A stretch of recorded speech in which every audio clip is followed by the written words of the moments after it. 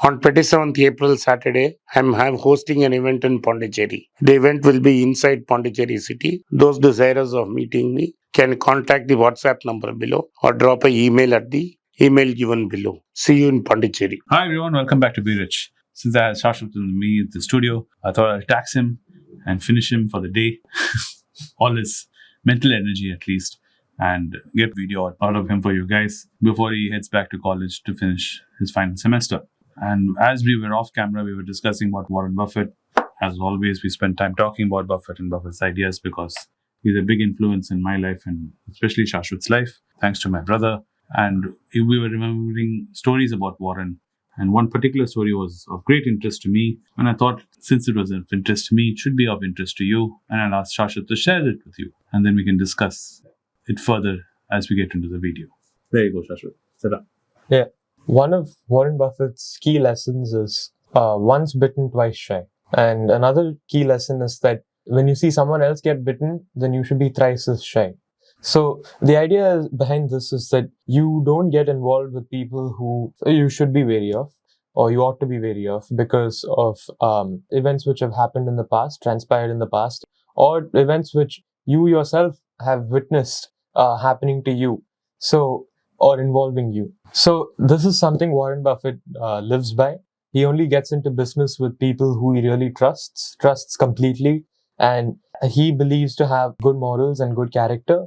And this is something which Warren Buffett also tells people who he engages with, that, you should also engage with people who have good morals and good principles. And when it comes to this, we see that Warren Buffett had a specific involvement of this case with Salomon Brothers. So the Salomon Brothers are an investment firm, and they have been operating since the 60s and the 70s. And they officially became a top investment firm in 1975, being recognized as a bulge bracket firm, which basically means that one of the bigwigs of the investment banking communities in the US. So Salomon Brothers have a huge legacy, and this involves being one of the sole undertakers of the IBM's $1 billion debt in 1979. And they also had a role to play in trying to bail the New York state government out of bankruptcy. And they have had an illustrious legacy with pulling off a lot of brilliant deals in their past. And they are known to be cutthroat and look at the most profit maximizing way of going about things. This is all fine and great. And Warren Buffett, who also loves profits, who also loves to make money and free cash flow, Warren Buffett got into business with the Salomon Brothers. And one thing which Warren Buffett had repeatedly told the Salomon Brothers is that not to get involved with shady people. And this is something the Salomon Brothers did not really pay any heed to this advice to, because they were, as I said before, interested in maximizing profits and trying to make as much as possible as quickly as possible without too much of a care for who they're getting into business with. And this should immediately signal red flags to you. And one such way in which they did this was in their hiring practice, and who they hired and who they put in power and who they put into positions of power, I should say. And it just so happens that one of these people who the Salomon Brothers ended up putting into a position of power as one of their traders ended up publishing false bids for US Treasury securities in order to make a lot of money. And this was above the limit on which they could place out bids.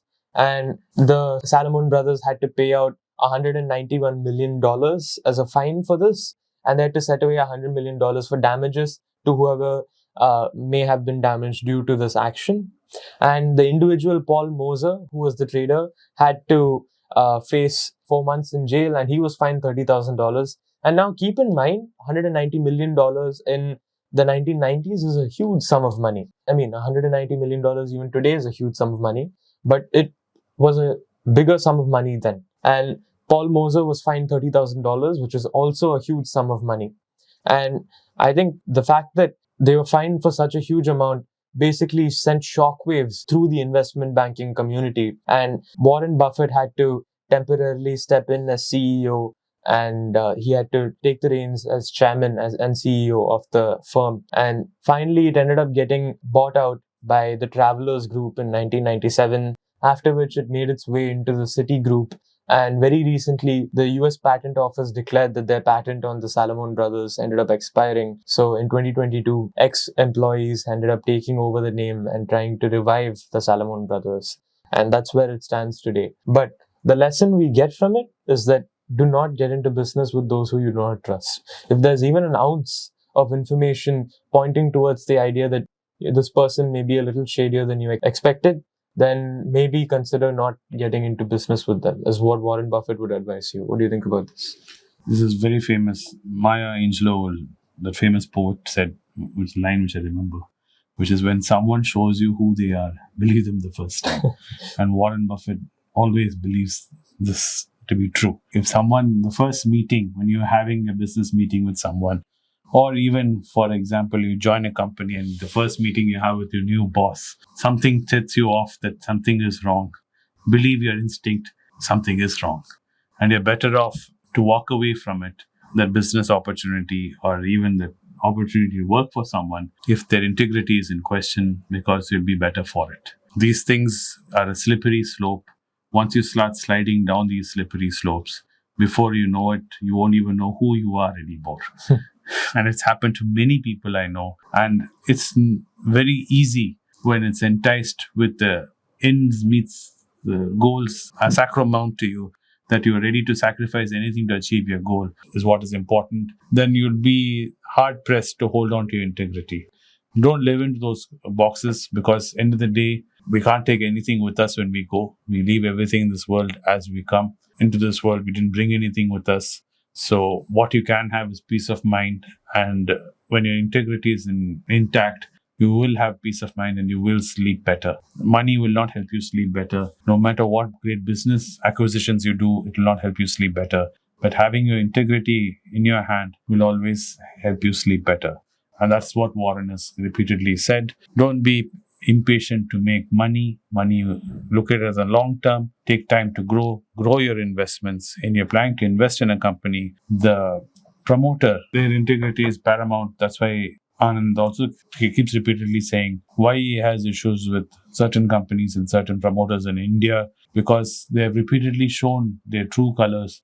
And Anand says, according to that quote, he believed them the first time they show their personality and their integrity, and he holds them to it. And that's why he loves the Tata so much.